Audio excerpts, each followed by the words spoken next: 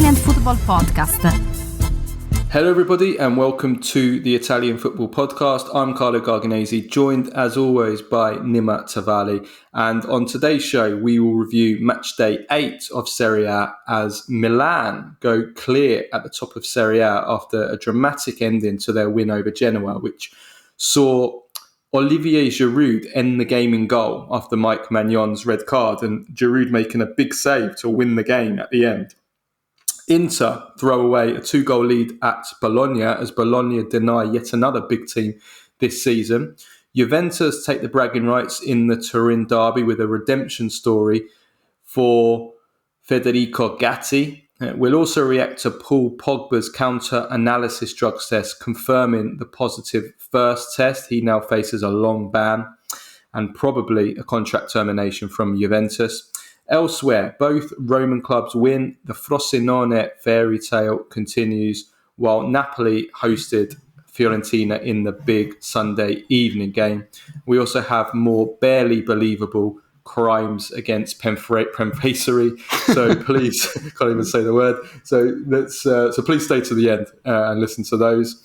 For all our first-time listeners, this is our free weekly episode that we do every Monday, reviewing the weekend Serie A action and all the biggest talking points in Italian football. If you want to support the Italian Football Podcast and receive all of our content that we do throughout the week, including a weekly Q&A episode every Tuesday where we answer all the questions from our patrons, plus the weekly Thursday midweek review show, plus interviews, post-match reaction, and much, much more, then go to patreon.com/TIFP and become a subscriber for just $2.99 a month plus VAT.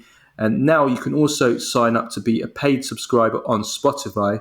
We'll provide the link in the description. It's the same price and the same terms. For all of you that do listen on Spotify or on Apple, iTunes podcasts, we'd really appreciate if you give us a 5-star rating, give us a follow and a like. And we're on YouTube as well. All that really helps us to grow and do more quality content for you guys. Yes, and also the new updated Patreon app for all patrons is really, really good. It's become a real community. There's now a chat function where you can talk to everyone else who's a patron, and you can interact with other patrons and also with us. So make sure to check that out. But let's get into today's show. But first, a word from our sponsor. Making your own podcast is fun, but the production of podcasts can also be challenging if you don't have the right software. With Zencastr, the whole process is quick and straightforward. Here at the Italian Football Podcast, we aim to have the highest of standards, and Zencastr provides crystal clear sound and fantastic HD video quality. Furthermore, it's really easy to use. Even boomers like Carlo can manage. There's nothing to download, just one click, and we start recording each episode. Zencastr ensures that your podcasting experience is easy and enjoyable. You don't even have to leave your browser, as it possesses all the tools required to get the episode done, from local recording to automatic post-productions. Go to zencastr.com/pricing and use our code ItalianFootball, one word. You'll get 30% off your first 3 months of Zencastr Professional. We want you to have the same easy experiences that we do for all our podcasting and content needs. It's time to share your story. Okay, let's start off with the Turin derby.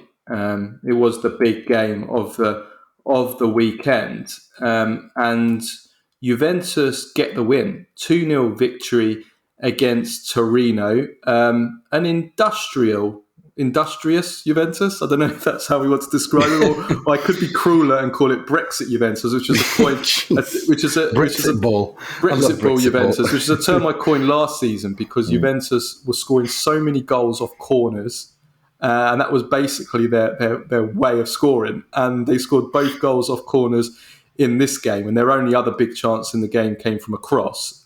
So this is the way that Juventus create chances: corners, crosses, mistakes, or an individual moment from someone like Kayode. But it did the damage in this game. I think the big story is the Gatti redemption story, which I think is a really lovely story because he made such a horrific mistake in the Sassuolo game. One of the all-time Serie A bloopers, let's be honest, with that own goal from the Szczesny pass into his open net. And he got hammered. He got absolutely hammered by Juventus fans, but he got laughed at by everyone all around the world. And it couldn't have been easy for him. And I think that he's really shown his a really strong mental strength that within, like, when was that? A fortnight ago. Within a fortnight, he's come here. He's played a really good game, solid in defence, and then he scored really the decisive goal, the goal that broke the deadlock in this game. So I think that's a lovely story, isn't it, Nima? No, it is, because it was horrible for him. The way, you like to see people get redeem themselves, because that was just shocking. And he was good in this game. But I mean, I think he's a decent player. I don't think he's ever going to be world class or top class, but I think he's a decent rotation player who can do well for Juve in a back three. And if I'm not mistaken, he was called up to the Italy national team as well. He was, and I still think that he's actually more suited for a back four. I think when he doesn't have to cover so much ground to the sides. I think that's where he struggles, kind of on the turn. But when he can kind of be part of a unit, I think he is better. But yeah, I think that was a really nice story. I think that there were some positives individually for Juventus. I thought Kostic was really good in this game with his crosses. He put some really wicked crosses in from set pieces, but also it's so good. I mean, we give credit to Di Marco, but we have to give credit to Kostic. I mean, his left foot as well. I mean, for how many years now is it that Kostic is always top in terms of assists for his crosses? Or I mean, he's very, very one-dimensional, but so is Di Marco. You can't tell me that he's much more. I mean, I don't think he is as one-dimensional from Kostic in that I think that Di Marco plays some really nice passes as well. Kostic is really just a crossing machine, and that's it, really. Whereas Di Marco, I think he can do some nice short passes, long passes. He doesn't give the ball away. But yeah, he is. He's very, very, when he crosses like this, he puts so much pace on the ball as well that he invites you to attack it. And if you do attack it and get good contact on it, the power is already in there from the cross. So I think that we have to give some praise to Kostic in this game.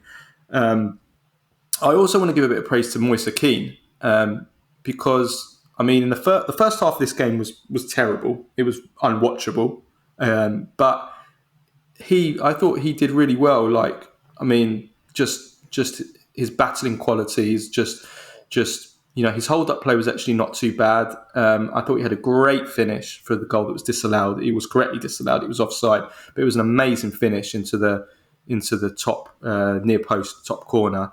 And he did one really amazing control as well. Have a look at this one control. It's kind of like Zlatan Ibrahimovic-esque control, sort of like karate kick high up in the air and brought it down.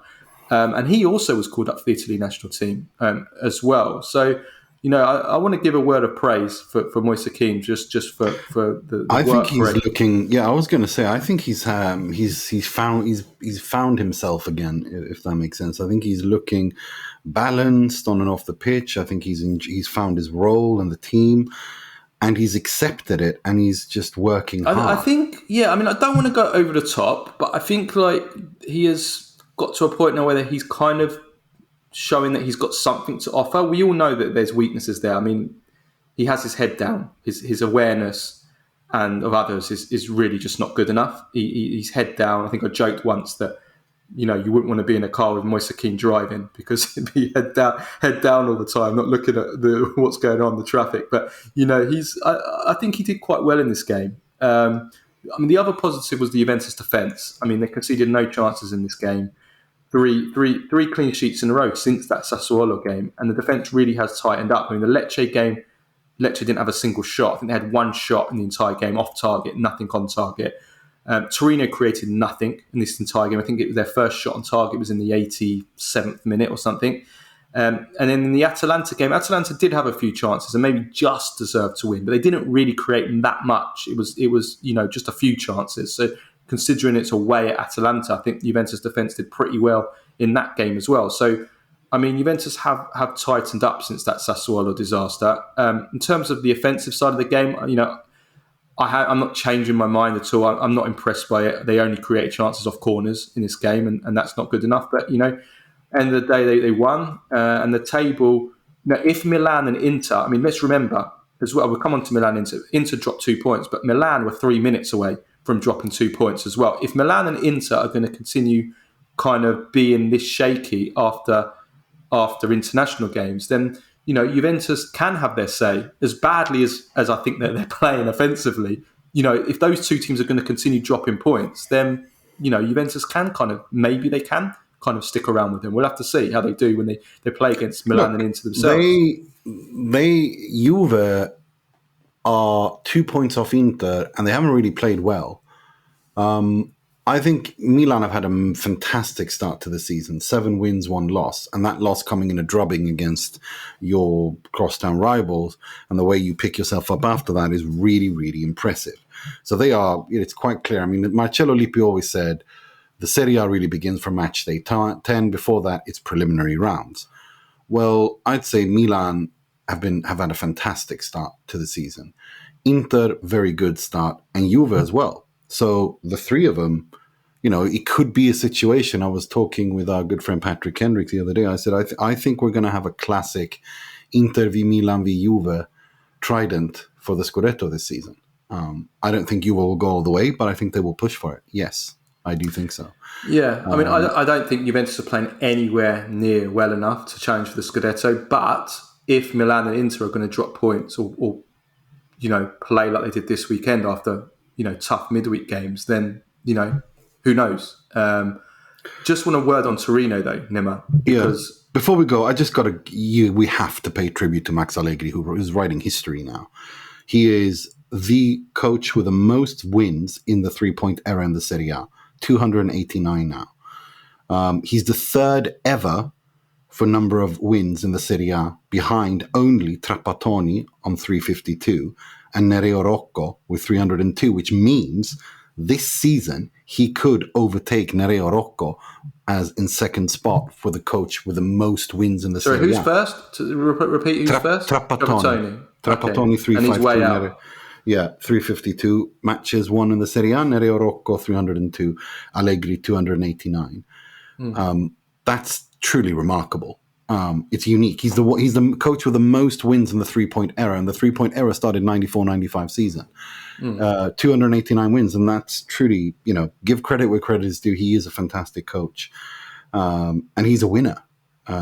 It's as simple as that, and people can make fun all they want, but 289 wins in one league. Yeah. Well, no one. I don't think anybody, unless they're stupid, doubts what Allegri did in his first spell at Juventus. I've never doubted that. I was a big fan of him, and obviously he did. He won the Scudetto at Milan as well. What he did at Cagliari as well. I mean, he was. Yeah, so you can't take that away from him. I'm not a fan of him since he's come back to Juventus, but those numbers obviously show the career as a whole, and you can't. I think he'll overtake Nereo Rocco this season. 302 is only 13 wins away.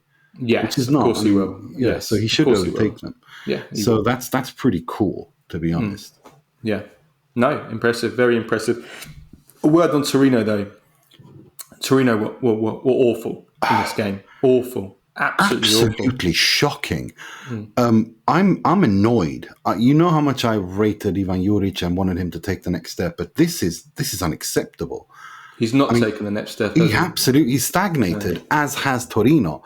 Their first shot on target. He? What? Yeah, he admitted it in his post-match. He apologised. Says, "I'm sorry, I haven't been able to take this team further in the last 2.5 years." Like, I think he realises that he hasn't been able to. No, he really hasn't, and I thought he would be. I mean, the first shot on goal they had came in the 86th minute with Zapata. Before that, they were blunt, and you got to give credit to Juve for neutralising them and Allegri for neutralising them. But for the love of God, the problem is if it was just this one game, you could give it all to Juventus. But it's not. This is a common theme, and it's not even just a common theme. I mean, this season, Torino have scored 6 goals in 8 games, and that's the lowest in the top. I think they dropped down from the top half now. I mean, no one in the top half is lower than that, But, we've spoken about it for so long, haven't we, about the last 2 seasons as well. They're just Torino, they're well organised. I think they're a decent pressing team. I think they're a very good pressing team, actually.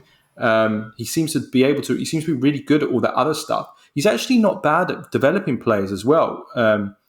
We had a question on the Q&A about, Juric maybe being the wrong manager for Atalanta next, which I think he is the wrong manager. But he has developed some good players as well. So it's not like he can't develop players. I think he just chance creation. He just, in the final third, Torino just can't put those patterns together to create chances. And yes, they haven't had the best attackers, but And Zapata's probably a little bit past his best as well. And I don't think he's the solution either. But still, you have to, number one, look at the coach for not being able to create chances. And this is, like you said, this is the reason why he's not going to coach a big club unless he can somehow turn this around. He's still reasonably young, I guess, but it's very disappointing.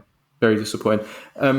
Just before I want to do a little dedication, just want to talk about Pogba because his doping confirmation, test has been confirmed. He had the counter-analysis test on a second sample after he'd failed the first doping test on August the 20th, which was after the Udinese game. And that test came back positive as well, which it nearly always does. So he'd already been provisionally suspended. He's now obviously suspended ahead of what is going to be a trial to determine. Well, he has to make a plea. He has to say whether he wants to admit guilt or he wants to fight it in court, or what he wants to do. Does he want to plead bargain, or does he want to, make his case and fight it and say, and contest it and lay a legal groundwork for on what grounds he wants to contest it? Regardless, even say shortest period, even if he does plead bargain, which I don't think he will, I would be surprised if he did, because I think they would want to give him a 7 to 8 month ban minimum, or even a year, or even maybe even I think 2 years. I saw Gianluigi, a love friend of the show, Gianluigi Longari, speaking about this, and if it's determined that it was deliberate, then he's facing a up to 4 years ban. But I think we know that wasn't the case. If it was kind of an accidental, we could be looking at 2 years, up to 2 years. But if he does a plea bargain, we could be talking about kind of 1 year. So does he just go for the plea bargain and just accept the 1 year? The thing is, the deliberate thing is, and also he's a first-time offender, and I don't think, the deliberate aspect of it, I don't think anyone can argue that he did it deliberately, because he's literally shown he trusted a doctor to eat some kind of, was it like, what do you call it, like vitamin? Apparently, it was DHEA supplement, which supplement. Thank you. That's what I was looking for. Thing for him. He was looking for a supplement. I mean, when you eat these things and you ask a doctor, is it on the list, and they say no, and you trust the doctor, yes, of course, you're responsible for what you put in your body. But then, it's not like he was, wanting to. And if he can prove that, and if the doctor testifies in his favor and all that, then I think we talk about accidental, but it's still his responsibility. I mean, but that remains to be seen. I still think that I think he's going to get a 7-8 month ban. I think the earliest this gets resolved is within a month or two, and then he gets a 7-8 month ban. Or if he wants to push it and argue it, then go to court, and then they make a decision. And if he's not happy with the length of the suspension, he'll appeal that and all that. So I think that at the earliest, this thing will be done within 2-3 months, and at the latest May. What that means for Juve, I think Juve look at this in two ways. If he's going to get over a year and a half suspension, when by the time he gets that suspension, that's when I think they will start negotiating a mutual termination. But if he's only given a 6, 7, 8 month ban, and he plea bargains it, and the whole thing is like, goes away, well, then his suspension will end by the end of this season, and he'll be free to start working again with Juve for next season. I'm not entirely convinced that he gets that they terminate his contract. I think it depends on the punishment. But regardless, I still think that Juve will if they terminate his contract before the 2 years are up, they will get, they will have to pay taxes on his wages, because they used the Decreta Crescita when he joined, and you have to fulfill at least 2 years of that contract for to be able to enjoy that, the 50% or, the tax, what do you call it, reduction on that. That's interesting. That's an interesting little side. So I think Juventus will do the math on that. But regardless, look, I think they can look at this and go, okay, you got 7-8 months off. Okay, well now you have 7-8 months to really build up your body. Do you know what I mean? And then next season, if it's only 7-8 months, and they put him on a diet and a close. I think Juventus will terminate, but like you said, it will depend on when whether they're it. allowed to. Whether they're allowed to, if they have as any possibility, they're allowed to terminate his contract. No, they are allowed to because he's doped. But because regardless of what he is doped. If that's the case, they'll terminate. Yeah, but what I mean is, I don't think they'll do it before 2 years have passed. I don't know. I want to wait and see what happens first before because I think Juve will obviously want to, if they can offload him, they will. But I don't know. I'm a little bit on the fence here. I think it depends on how long the punishment is. I think if it's more than a year, I think he's gone. I think they'll terminate him if they're allowed to. Basically, no, they can terminate it. In that case, 100% they will terminate his contract because we know even if he was to only be out for a month, we know his body's broken, and then they were trying to sell him this summer anyway, so they're not going to pass up an opportunity to get him off their books. And I think it's sad. I think it's very sad, and it's a shame that it's come to this. It's been one of the most disastrous returns to a football club. Maybe probably the worst one. Maybe the most disastrous. I can't remember a more awful return by a player to a club ever. Well, there's been a few bad coaching returns, I guess, but as a player, I can't remember ever a second tenure being as bad as Paul Pogba's. Just been everything, injuries, performances, and then everything. Now just been unwatchable. This as well, the wages as well. I mean, it's just it's awful. It's awful. Right, I just want to finish this this segment. This is quite tough to do with just a little dedication. I want to dedicate not just this segment, but this episode to a really dear friend of mine who was a massive Juventus fan who actually just passed away just before we started recording. Today on Sunday, and he was a big fan of this podcast. He listened to every episode, and he's been unwell this year, and he often listens to this pod while he was in hospital and while he was in bed at home, and he was a big, as I said, a big Juventus fan, and we were only speaking last night actually after the Juventus Torino game, and he was okay, he was doing good, he was in good spirits. But unfortunately, I'm not going to say his name because I think that's up to the family to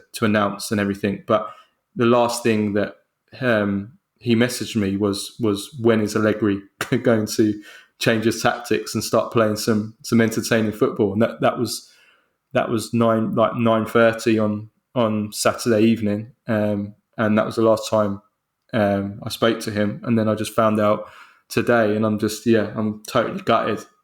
He was ill, and kind of, we knew that he was on borrowed time, but it was kind of unexpected that it would happen as it did. But I'm just a bit in shock because, we only spoke about Juventus last night, and he was, we always discussed about Allegri, like he wasn't a fan of Allegri, like because they always put me to sleep. When he wasn't well, he wanted to watch Juventus play, he wanted them to entertain him, and he's like, it's not entertainment for me. We spoke last night. So this was just a little dedication for you. I'm glad that the last game, Juventus game, you got to see Juventus win. So this is for you, brother.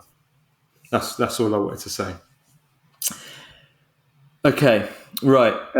Let's move on then to Inter, and they dropped 2 points, Nima, against Bologna. Two goals up. And they draw 2-2. What went wrong in this game? Now, look, it's Inter started the game really well. They continued the second half against Benfica. The first opening 20-25 minutes was really good. The way they imposed themselves, they looked relaxed, they looked in control.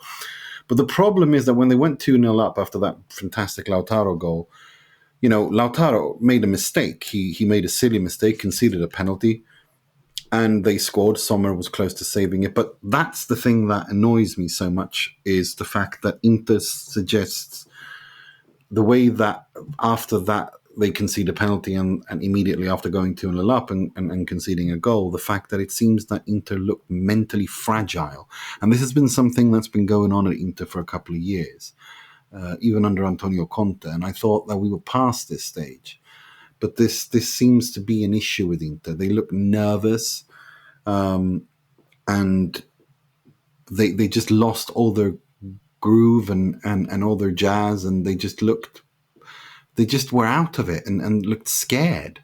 And that's not good. And you could tell that Simone, he's usually very active on the sidelines, but he was angry. He was so angry he barely said anything. He was very calm on the sidelines, and afterwards he was furious. He's the angriest I've seen him I've never seen him this angry at Inter for sure. At Lazio he had a few moments where he lost it, but he was fuming afterwards, with throwing away points, not handling games well, not handling situations well, lack of concentration. And that's something that this Inter needs to grow from. I think that, and Lautaro obviously is the captain and he's the symbol of this Inter, and he was unable to pick himself up and lead by example after that. And Inter just felt flat and didn't have any bite. And of course, I praised Pavard in the first half for being brilliantly defensively, and then of course him and Acerbi do whatever the hell that was for the equalizer in the second half. Lots of mistakes, nervousness. I think a lot of it is, it's not just one thing, and I don't want to, this is match day 8. We can't draw any conclusions from this. It's too soon. And I think people panicking over this after match day 8 need to chill out, okay? But I don't like the fact that Inter can come across as arrogant or lose concentration this early on in games after one half or after 25 minutes, because it suggests that they're a mentally fragile team. And I don't like that. And I think they should be much more assertive. I think Simone got his lineup and rotations wrong this entire window between the last international break and this international break. He opted to start the same team against Benfica in the Bologna game. I think that was wrong. I think De Vrij should have started. I think Carlos Agosta should have started. I think Fratesi should have started instead of Mkhitaryan. I think he's got his rotations wrong, and now he has a couple of weeks to think things through and get it right, because now the season starts. And the preliminary rounds of the Serie A are always, as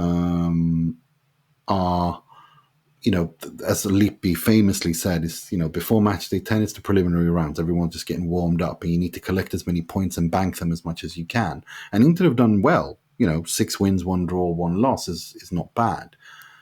But it just feels 4 drop points, especially after you've beat Monza, Fiorentina, and Milan as convincingly as you did. And Monza and Fiorentina were teams you dropped points against.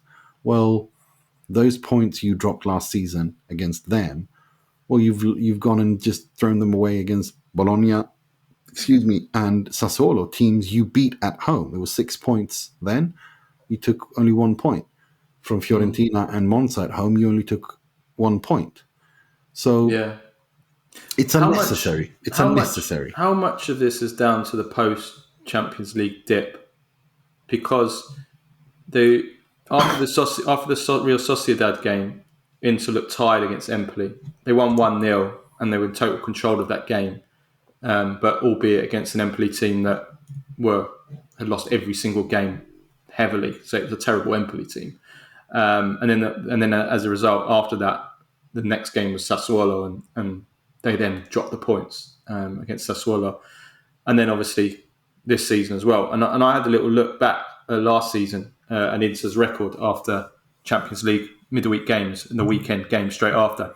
Inter's record was 1-6, lost 6 in the weekend games straight after Champions League. So you can clearly see that Inter struggle after Champions League games. No, they do. And the difference, of course, now is, you've got 4 more games in the Champions League.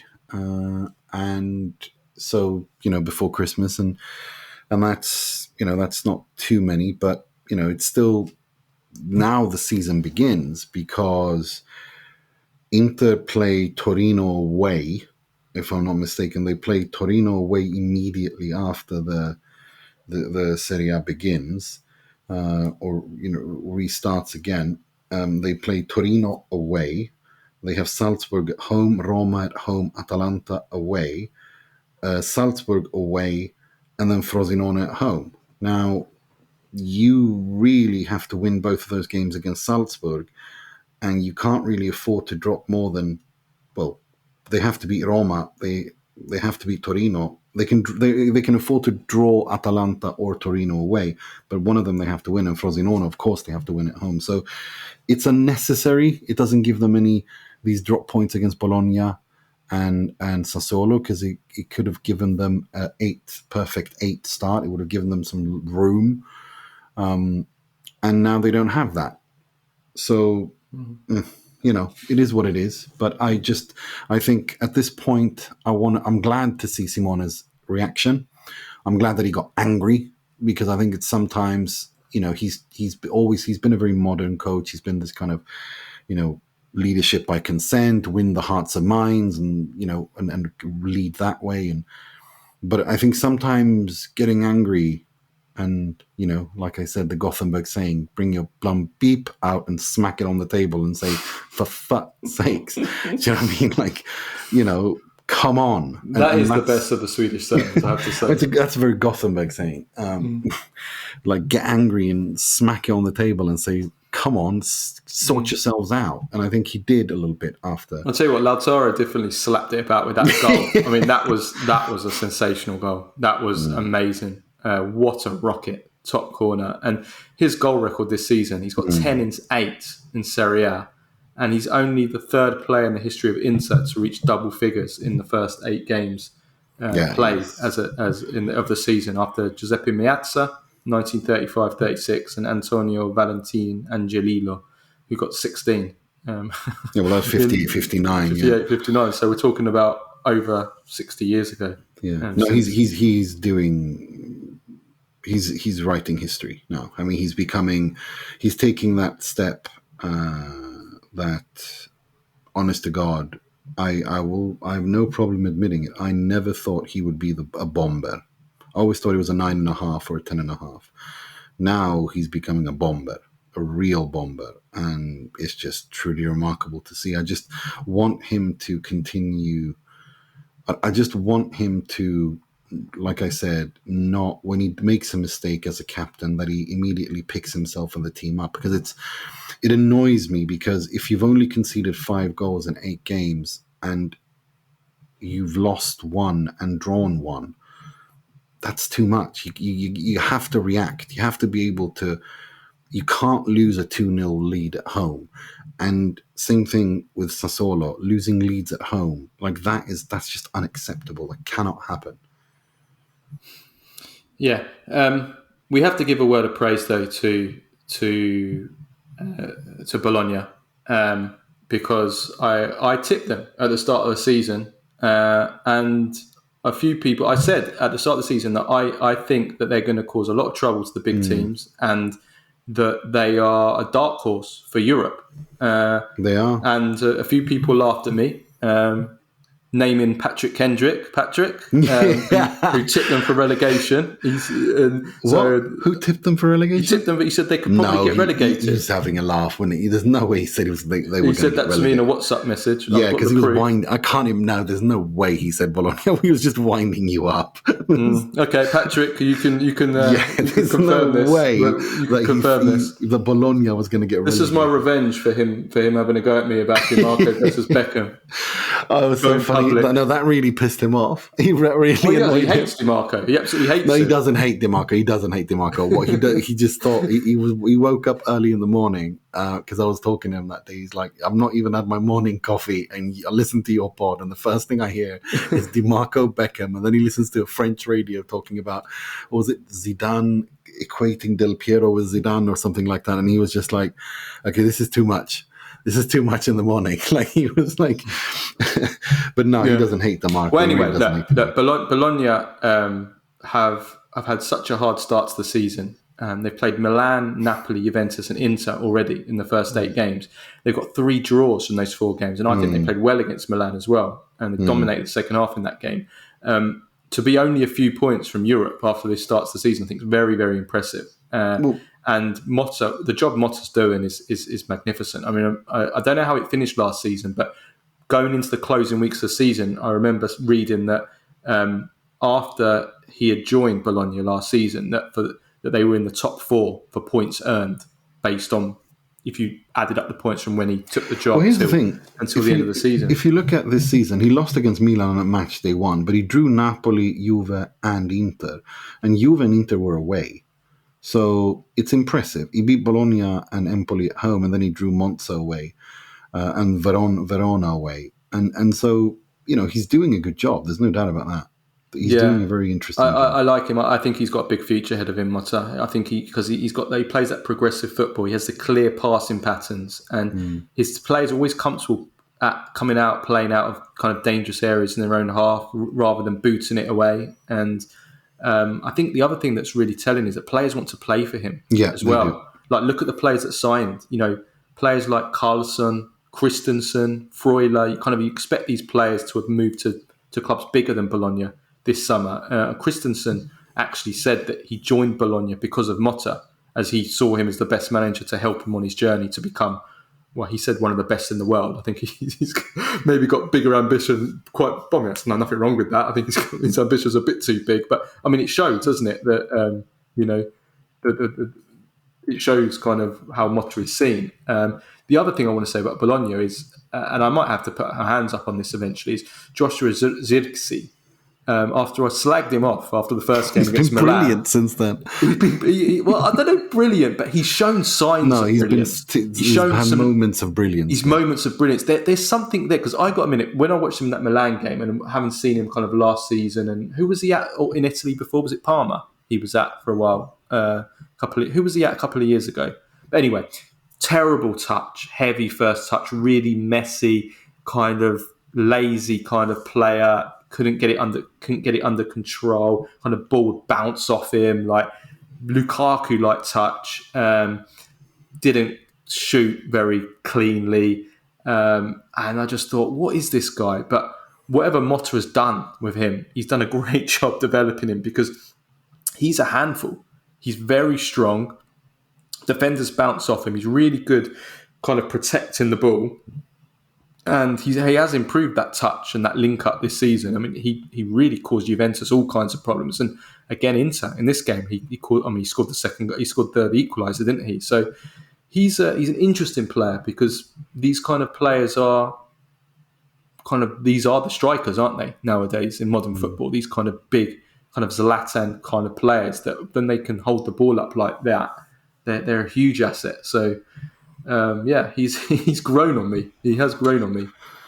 He has, and I got to say, we have a question on this on the Q&A pod tomorrow. But I have to say, I'm kind of leaning towards changing my opinion, because I wanted to see Ivan Juric at Atalanta.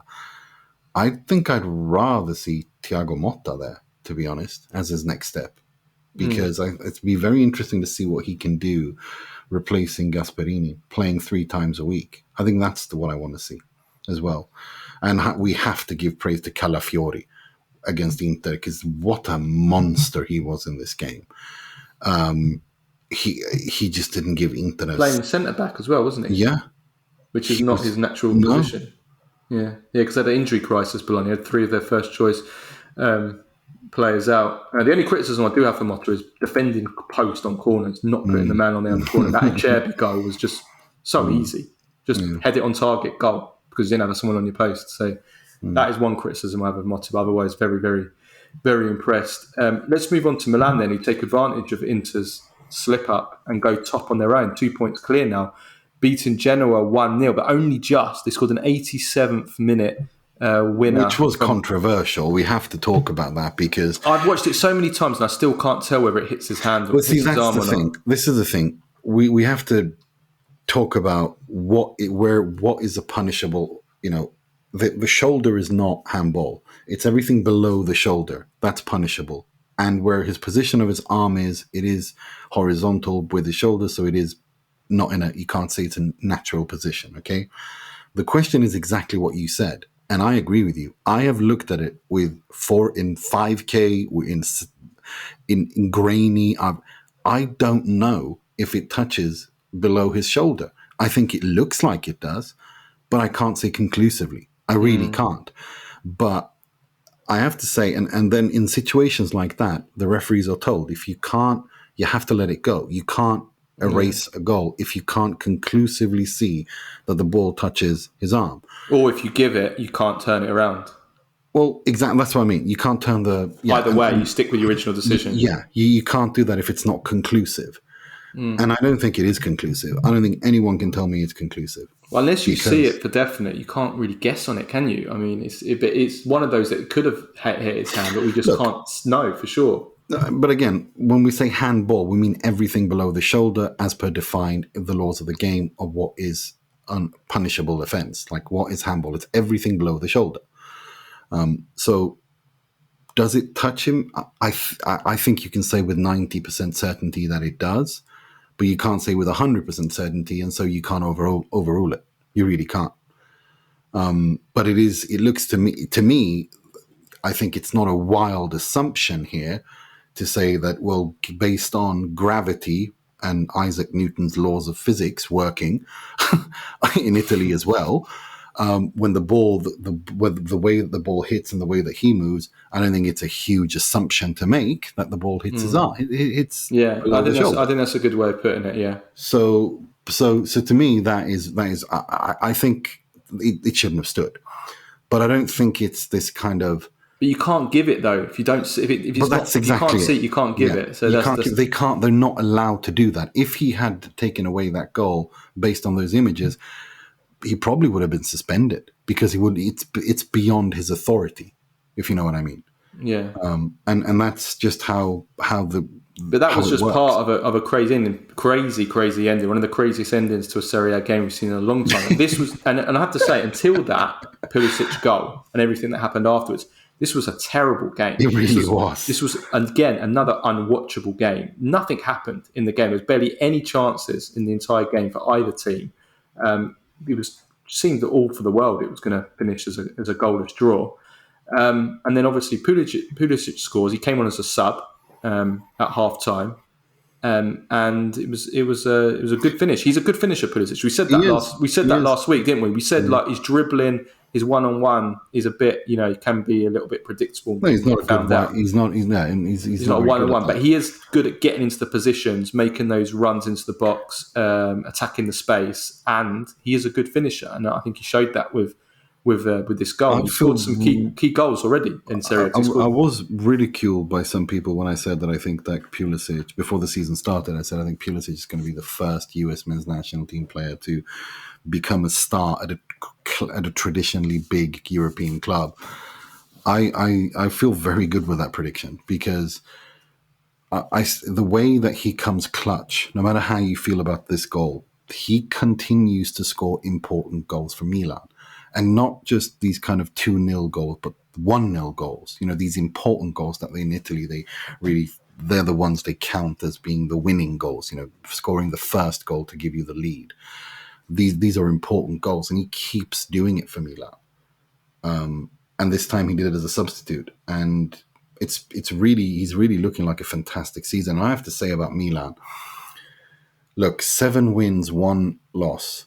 That loss came against your crosstown rivals, and you were outclassed in that game. And you turn it around, and in the first 8 games, you have 7 wins. No matter how it looked, you still have banked 21 points out of 24. That is unbelievably impressive. That is the kind of form you need to be if you're going to win the Serie A title. And I think Milan and Inter are it's going to be a crazy Milanese affair for the Serie A title, and I hate to say it because I tipped Inter to win the Serie A, But Milan are giving me those kind of Scudetto winning vibes. When you win the game like you did against Genoa, like they did this year, it's starting to feel like it's their year. I just get those. I mean, it's way too soon to say, but against Bologna as well, like they win games, but they really don't deserve to win, and that is the hallmark of a big team. Whilst Inter, or not a big team, but a team that wins titles. Whilst Inter dominate games for 45 minutes, score 1-2 goals, and still can't win. You know, it's that at least this first 25%. I'd say Milan are probably the most impressive and the team that have grown the most compared to last season. Because last season, these are exactly the kinds of games that Milan would drop points in, that they would lose, let alone win, and let alone draw. So now these kind of games are probably the games you're going to get after Champions League. After Champions League, you're going to get these kind of games where you're a little bit flat and you're a little bit tired, and maybe you rotate and your rotation players are not as good, and they weren't great. You know, Okafor started, Jovic started, and I don't know if he even touched the ball. He was so bad. Chukwueze hasn't really hit it off yet at Milan so far. So, you know, there's still some question marks on some of these rotation signings.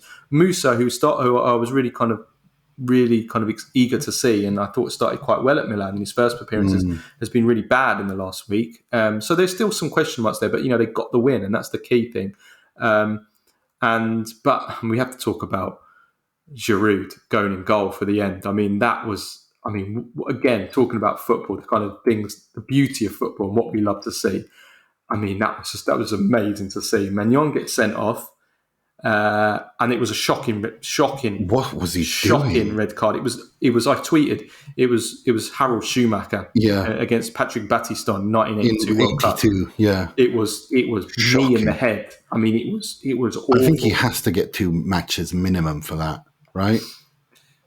Yeah, I mean, listen, I'm sure it wasn't deliberate. I still have my question marks whether Harold Schumacher was deliberate, because that was the kind of person he was. Deliberate. I think that was deliberate. Go and look at that again, and also remember who Schumacher was. Yeah, exactly. I'm sure this wasn't deliberate, and I think some strong words have been said afterwards. I think somebody called it murderous from Genoa. No, he can't murderous challenge, which was you can't do that. Yeah. You can't do that. You can't behave like that. And I think he should apologise. It was the Genoa president that said that, right? Okay. Yeah, Alberto Zangrillo, yeah. He called it a murderous challenge. And Magnon has rightly, he's replied, he says, Zangrillo, words have meaning. What happened yesterday was a gamble, perhaps a deplorable gamble, but in no way was it murderous. I wish you the best for the future. I hope you will never have to experience what you just accused me of. Yeah, I mean, he's absolutely he's spot on. I think he handled that really well, Magnon. I mean, people need to chill out sometimes. I mean, there's no way he did it on purpose. He took a gamble. He got it really wrong, and I think he should be suspended for it. But calma. Yeah. But I mean, seeing Giroud go in goal and then make that save at the end. I mean, that was incredible. That was incredible. Just kind of like. And then the Genoa goalkeeper gets sent off as well. It's like it was the most insane ending ever. It really was. But it was Milan, mental. But Milan got through. It came at a bit of a cost though. Juventus will be smiling because who suspended for the Juventus game? Not just Magnon, but Theo Hernandez as well. So Juventus will be very happy with the. I think Juve, because Juve have really struggled against Milan in recent years, almost on par with how Milan have struggled against Inter. So this is going to be a real test. I mean, if Milan end up winning that game, then wow, Pioli. Like, what can I tell you? But if they lose. You know? Yeah, well, it'll be more difficult now without those two. Absolutely, they're both irreplaceable players. Let's move on to the Roman clubs now. Good weekend. Well, good week for both Lazio and Roma. Lazio and Roma both in crisis in the last week, and they both get 2 wins in both in Europe and in Serie A. Lazio getting that 2-1 win against Celtic with a 96-minute winner from Pedro. And then they win a thriller against Atalanta 3-2. Pedro scored again, but it was Vicino, wasn't it, that scored the winner with 5 minutes to go. They were 2-0 up. Atalanta brought it back to 2-2, and then they won 3-2. So have they turned the corner, Lazio? I think so. I'm going to go out on a limb and say I think so. And I think the reason for that is that Castellanos is doing what they signed him to do. And I think Ciro Immobile, the process that I've said before and I've spoken about, how it's time to phase him out, especially out because, again, Maurizio Sarri's systems are like a marching band. I keep using this example because his defending and his defending starts with a number 9 and his defending starts with a number 9 and his attacking starts with a goalkeeper. So, it's a complete system. Everything has to click. And it did, in attack at least. They played not all the way for 90 minutes, but there were spurs, there were moments and stretches for this game where they played Sarri ball. They played absolute Sarri ball. And it was beautiful to see. And this was an exciting game. It was a thriller. I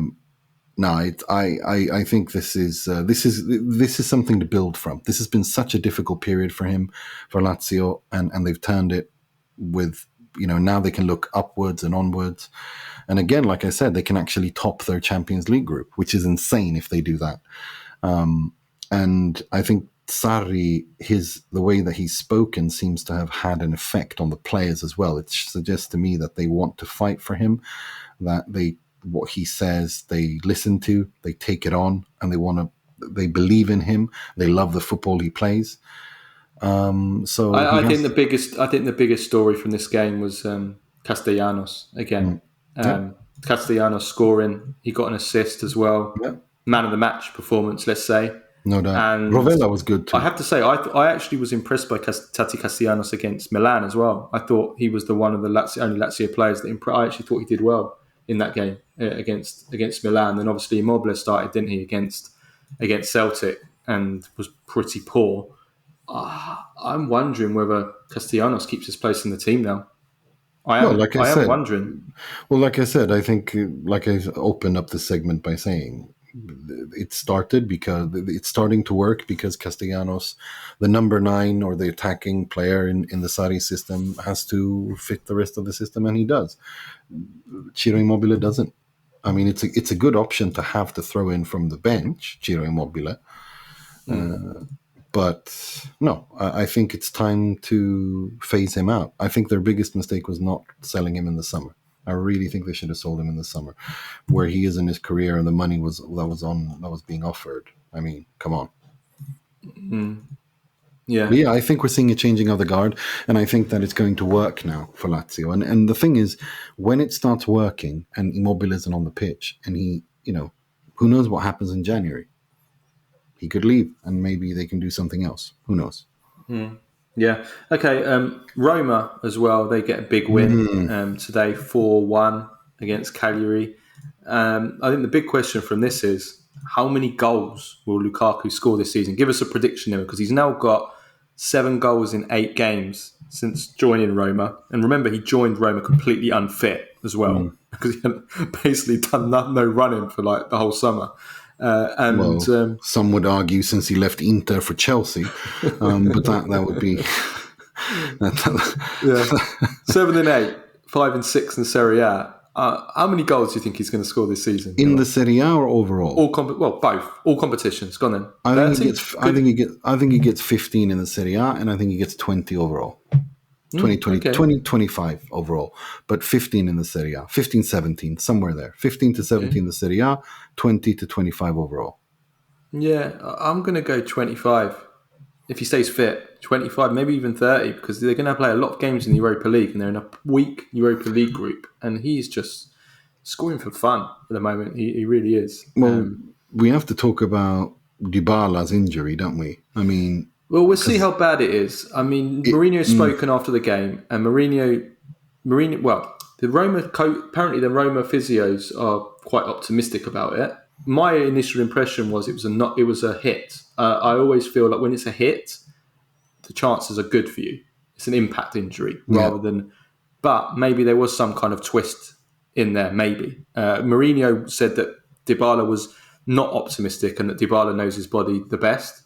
Hopefully it's just Dybala, being a little bit kind of sad because it's another injury.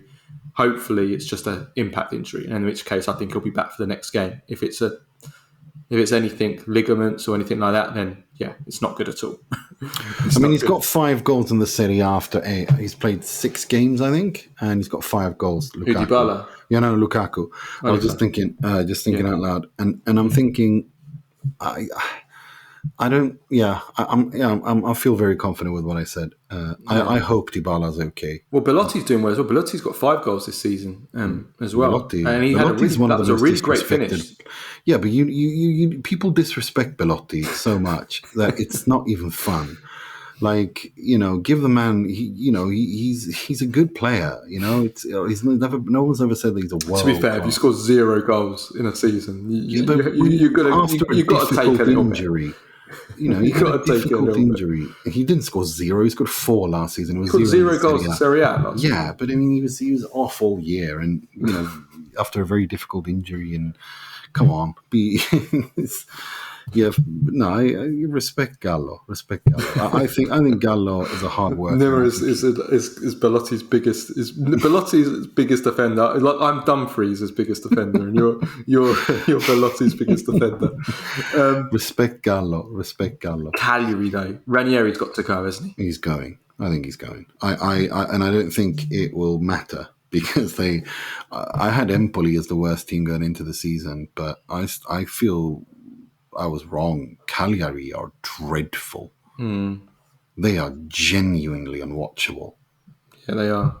They're really bad defensively. Look at their Houssem Ouad goal. I mean, that's just not Serie A. That's pub defending. I mean, there was like 4 defenders. 2 were on the top of the penalty area. 2 were in like on the right hand side completely out, and then there was Ouad all by himself on the left side, unmarked, being played on by the other 2 who were the other side. I mean, it was just watch the Ouad got defending for the Ouad guys in terms of an actual defensive line. It was just shambolic, and so they're conceding loads, and they've only scored 3 goals as well in 8 games. So then they're bad at both ends. I think that Ranieri has to go.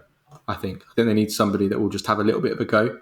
The kind of cautious, conservative way, it just isn't going to work at all. No, it's not, and they're not like they're just not good enough. The way that they can barely create. You talk about Allegri playing antiquated football, and I didn't want to mention him, but you have. No, but you know. Sorry, but if Allegri plays dinosaur ball, then I don't know what to call what Ranieri plays. He plays football that was like unmodern in the 70s. Like it's a straight 4-4-2 kind of, I don't know what. No, it's bad, man. It's really bad. But we're just waiting for the Napoli game to finish. We've just gone into injury time, so just while we wait for that to happen. Just go through the other. I've been keeping an eye on that. Yeah, sorry, I've been watching it. I've been watching while recording because I'm so good at multitasking. So Serie A. Who said men can't multitask? Yeah. So the rest of the Serie A matches: Empoli, Udinese 0-0, Lecce 1, Sassuolo 1. They were Friday matches, and then the Sunday game. So Monza 3, Salernitana 0. We said Ranieri has to go. Paulo Sousa. I think he has to go as well. Yeah, he has to go too. Yeah, no, he does because their results are disastrous, and that you look at their performances as disastrous, and their XG against every game is so high every single game. And Monza could have had 6 in this game. They really tore them apart, and I was really happy to see Vignato start and play really, really well. He scored. He went on another really, really great run, which the keeper Ochoa made a great save. So I was really glad to see Vignato after the role that he played in the under-19 the under-19s, and just as we're saying that, Fiorentina have scored a 3rd goal. Nico Gonzalez 3-1. So that sets us up nicely. Just before we get to that, Frosinone 2, Verona 1. The Frosinone fairy tale continues. And we have to talk about. I just wanted to mention on Monza, Colpani. I mean, yeah, you a fan of him? Yes, I like what I've seen. I am really, really impressed with everything with the season he's having, and this was a player who I had on my radar, but I wasn't expecting him to have the season he's having. And him and Vignato. Monza.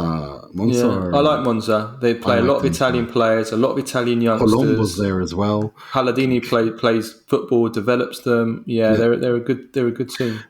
Talking about players that coaches that have a big future. Palladino has a big future. Yeah, I think so. Yeah, I think so too.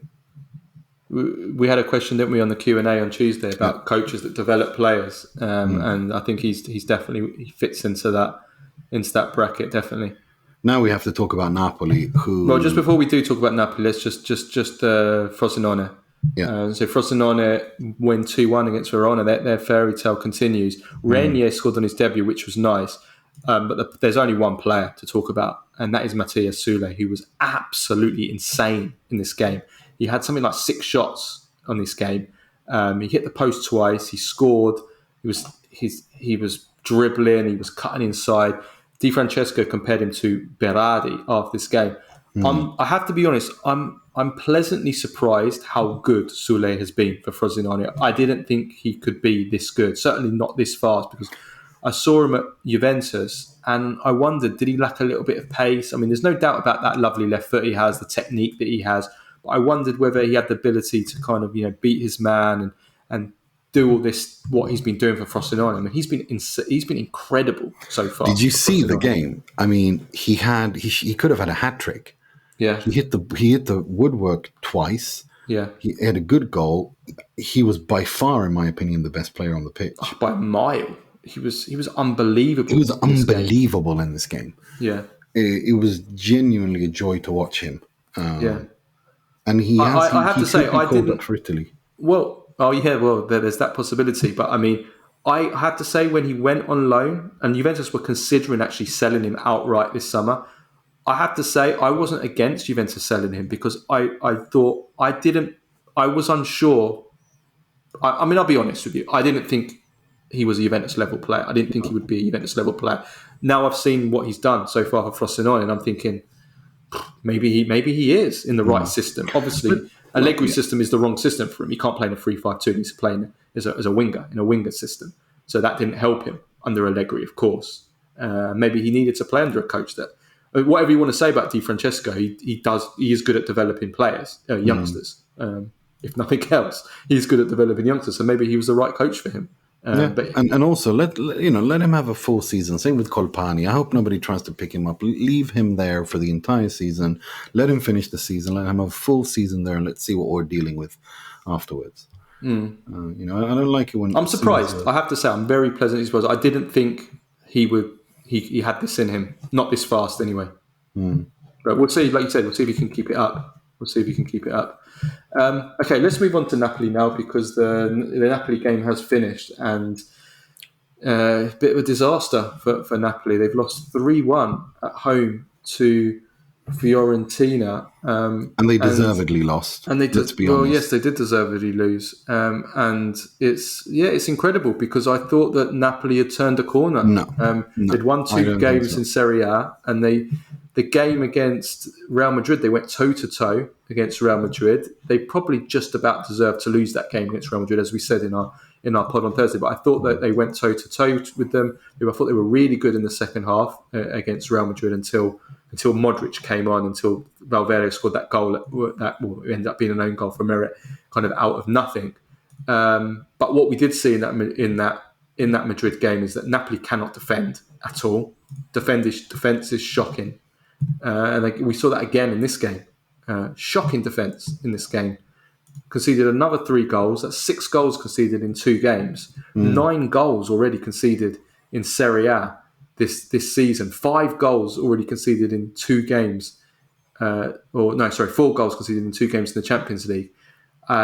So that's 13 goals conceded in 10 games this season. I mean, that's shocking. That is. So that's not all just down to not replacing Kim Min-jae. That's on Rudi Garcia, isn't it? Yeah. Look, I was not a big fan of that appointment, and I wonder at what point he will. I don't think anybody was, Nima. You'd be surprised. But look, I wonder how long he has a job at Napoli. Seriously, because I never thought that I would be saying this. I'm starting to question whether or not Napoli even finish in the top four with him in charge. And that's not a question of me questioning the quality of the Napoli squad. No, that's me questioning Rudi Garcia. Because, 14 points, 8 games, 3 points already off the top four, or the fourth place, Fiorentina and Juventus, both on 17. I wonder, and there's an international break coming up. All I'm going to say is I wouldn't be surprised. I've seen stranger things happen. And I think, honestly, if you're going to sack someone, it's better to do it now than in a month's time, the next international break, because now's the time to do it. Now is the time to do it. No, this is when you can still salvage your season. Yeah, you can save the season. If they sack him and bring someone in who can do something, they can salvage the season. This is just, it's looking broken. They just don't, I feel there's a disconnect. How do you take that team minus Kim Min-jae and turn it into this? I just don't understand. No, it is astonishing. I said Napoli in this game. Yeah. No, they were.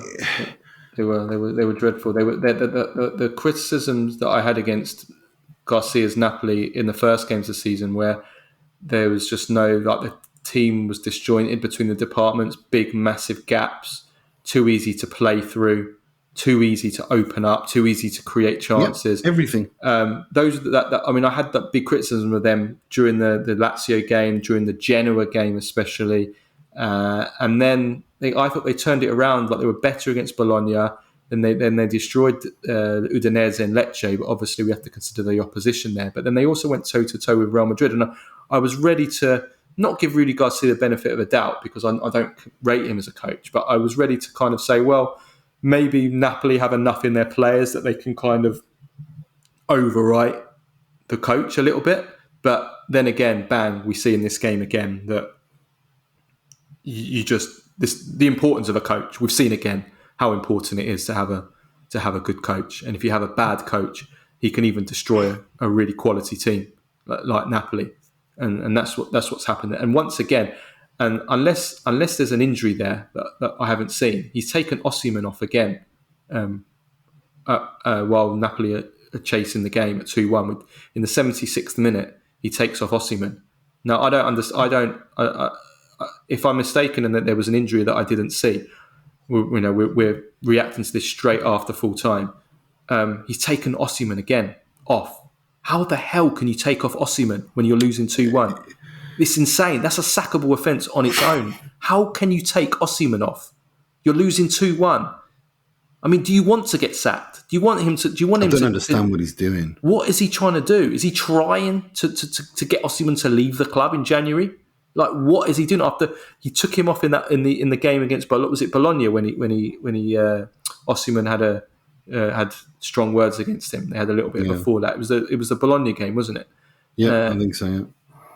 And then there was obviously the TikTok stuff, and now, I mean, just forget about all that. You want to try and get back into the game, you take off Osimhen. I mean, are you insane? Are you actually out of your mind? I don't get it. I just don't get it. I don't understand what he thinks he's going to do. I like Simeone, don't get me wrong. Me too. But you do not take off Victor Osimhen when there's 15 minutes plus injury, 20 minutes left of the game, and you're chasing the game 2-1. You take off the best player, the best player in Serie A. Take off the best player in Serie A. The best striker of last A. It's just absolutely insane. It's just get rid of him now.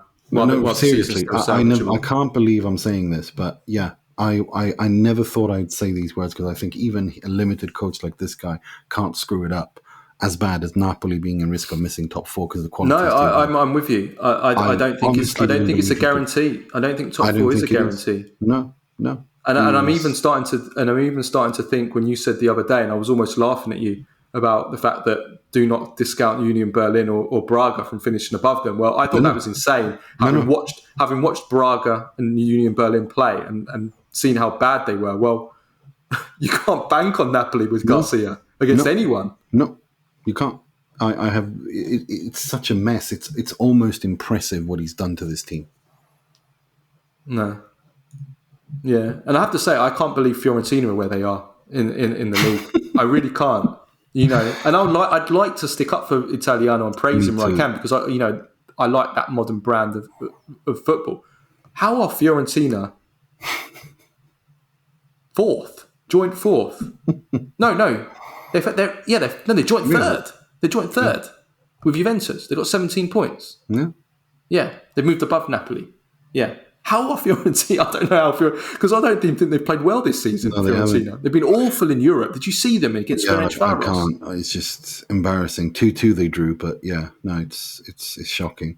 But we have to give credit to Bonaventura. I mean, he has been great this season. He got called up for the Italy national team as well. Yeah, well, he deservedly so. Let's be honest. The form he's been in, and he's such an underrated player, and to see him have this late resurgence in his career. I'm just glad that he's playing Parisi. That's the only thing I'm happy about, and I want, and I think Parisi. The more Parisi plays, the less Biraghi plays, the happier I am. And I want Mandragora to play as well. I love Mandragora, but no. Look, it's Fiorentina. Again, when you don't play well and you win, and winning away at Napoli 3-1. Well, they did play well. Like overall. Overall season. Yeah, I mean, If you keep winning, and I mean, if 17 points, they're challenging for a top four. They won't keep it up. I'm pretty sure they won't keep it up. But absolutely. But I'm impressed. It's an impressive start to the season that superseded my expectations on them. So credit where credit is due. No, for sure. Okay, right. Well, one player that did play very well in this game is, and this has worked out really nicely, is Michael Kayode. So we're going to do a little profile on Michael Kayode. He's 19 years old. He is the right back for Fiorentina, who has now become basically the starting right back for Fiorentina, and the regular starting right back following the injury to Dodò, who's got a serious injury and he's going to be out until 2024. But already Kayode was already playing, rotating with Dodò until before Dodò's injury, and he was really, really impressive against Napoli this evening. Had a really good battle with Kvaratskhelia, not just defensively, but he also did well going the other way as well. And Kayode really came to the fore during the summer. He was one of Italy's stars in the Euro Under-19 Euro Championship victory. He started the tournament as a right back, then in the knockouts moved to as a right winger, and he was absolutely brilliant in the semi-finals against Spain. He destroyed Spain as a right winger with his pace and his direct running.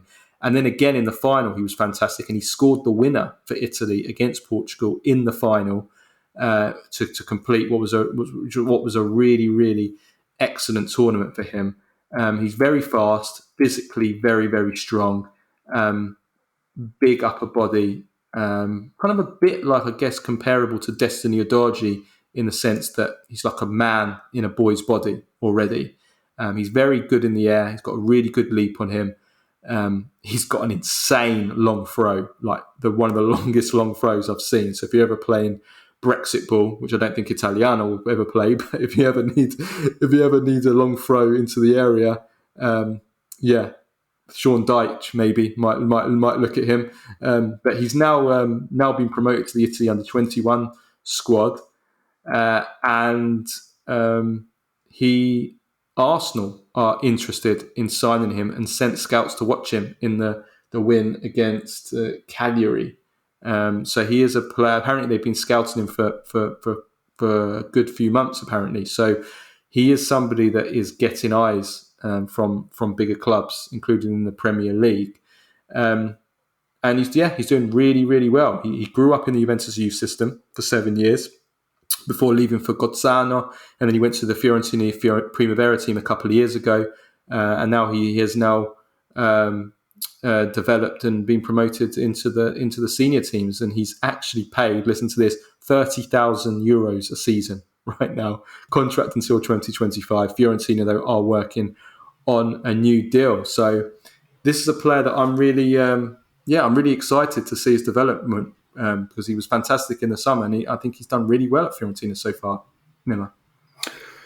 He really has. And, he's only 19 years old, and it's really exciting to see. This is, if we're talking, with all due respect to Gozzano, it's not really, it's not the, first team experience, but no, I'm really impressed. And one thing I want to give credit to Italiano is that he's good at working with young players. That we know from his era from Spezia, where he did a fantastic job. We've seen him work wonders. I still think that what he did with Spezia, those 2 seasons, bringing them up and then also keeping them up with a team that had no business staying up, is truly that's his greatest feat to date, I think. And it's interesting because he's worked under Alberto Aquilani at the Fiorentina Primavera squad, who he's actually quite highly rated as a youth coach or a youth direttore or whatever you want to call it.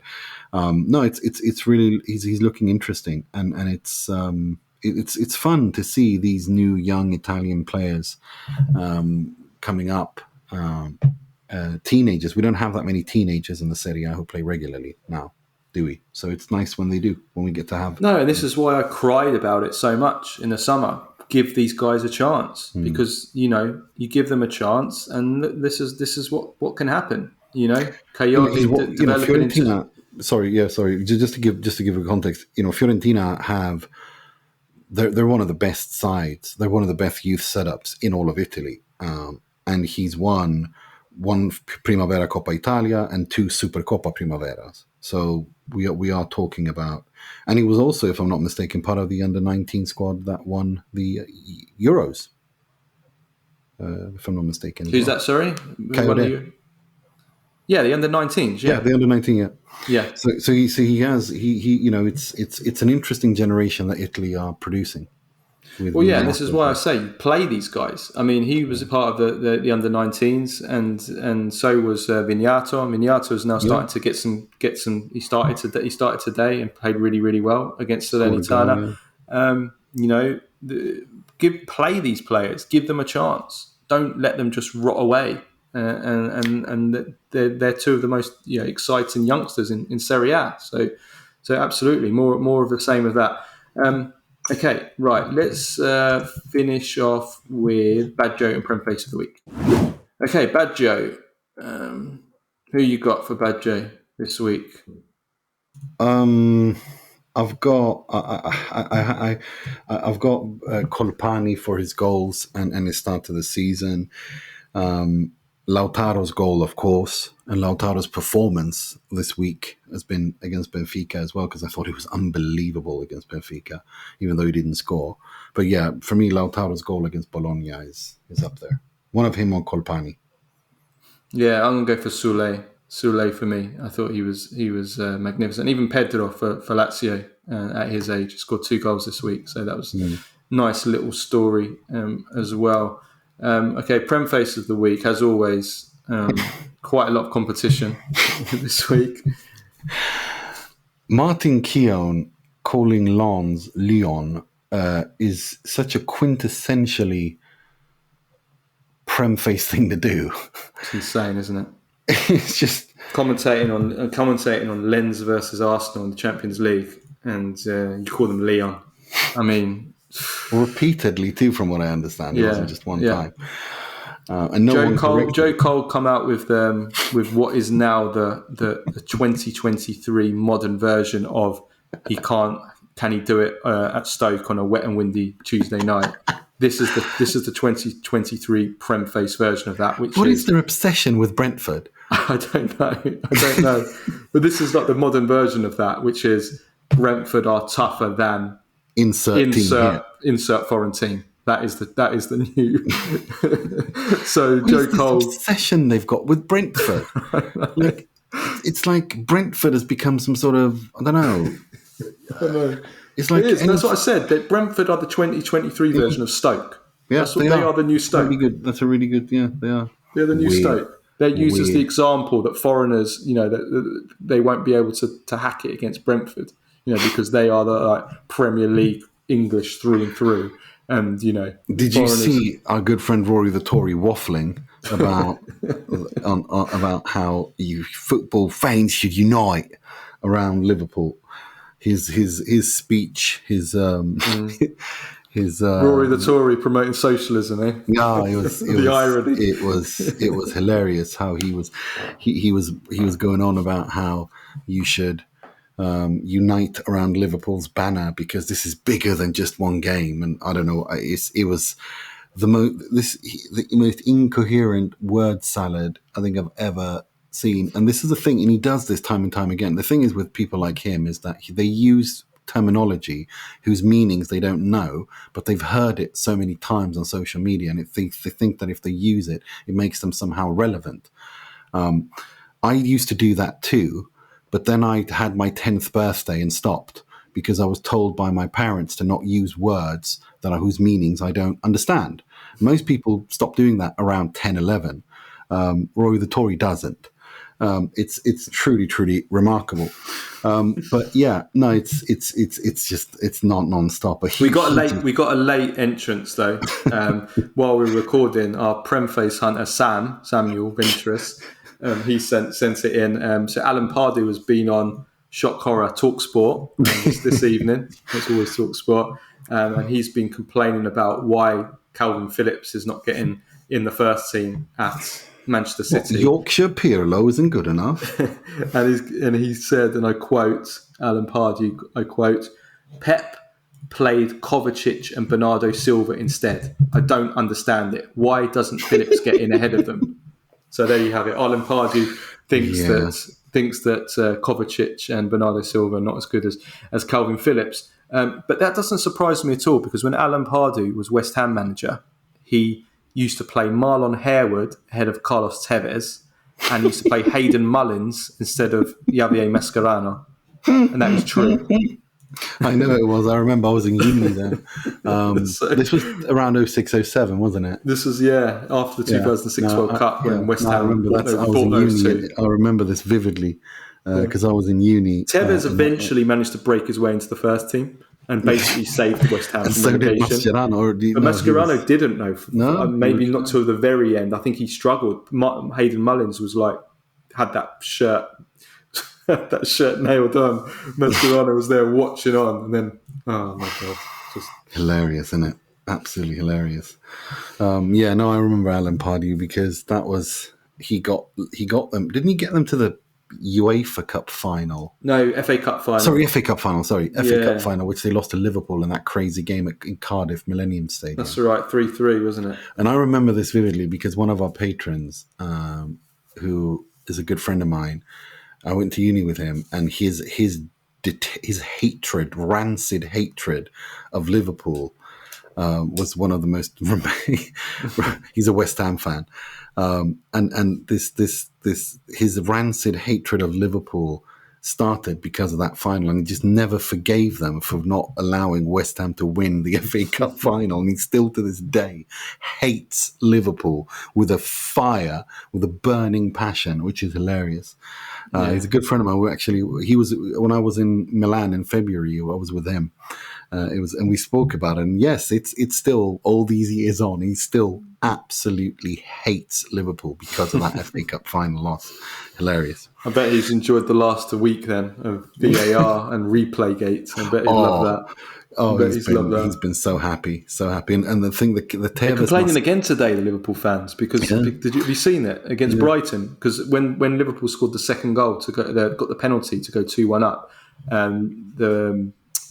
to be fair, by the letter of the law, it seems as if Pascal Gross should have been sent off for deliberately fouling the play and preventing a goal scoring opportunity, but he didn't get sent off. They scored the penalty to go 2-1 up, and then and then Lewis Dunk equalised in the second half to make it 2-2, and that's how the game finished 2-2. So Liverpool fans, they're going berserk again against VAR and the refs saying that they cost them 2 more points. The reason why I remember this is because when you mentioned Tevez, Mascherano, third-party contracts, because that season Sheffield United got relegated, and they wanted to have West Ham relegated because they were all, they were all tied up in this scrap at the bottom of it. And I remember this vividly because Sheffield United were like in every court in the land trying to get. That was Kia Jarabchin, wasn't it?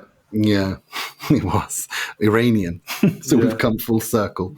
I remember this vividly, so vividly. And I remember Sheffield United, going about it the way that they did and how much they were moaning and West Ham were pissed off. And that's one of my favourite Premier League seasons, that 06-07, to be honest. Around that 06-07, 07-08 was really, really fun.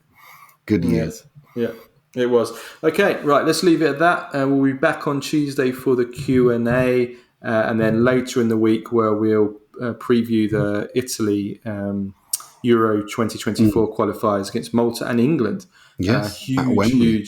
Yeah, at Wembley, yeah. Huge, massive for Italy. Okay, right. Enjoy the week, guys. We will see you on Tuesday. Ciao, ciao.